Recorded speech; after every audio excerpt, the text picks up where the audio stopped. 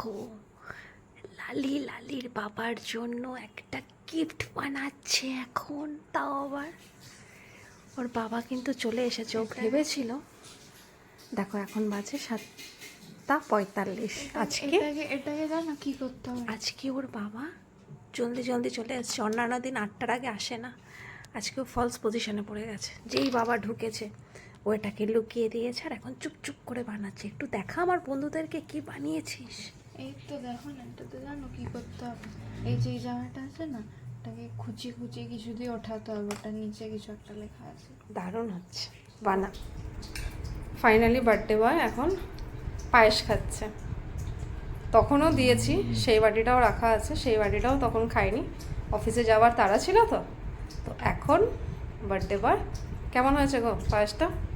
অসাধারণ। খেয়ে নাও।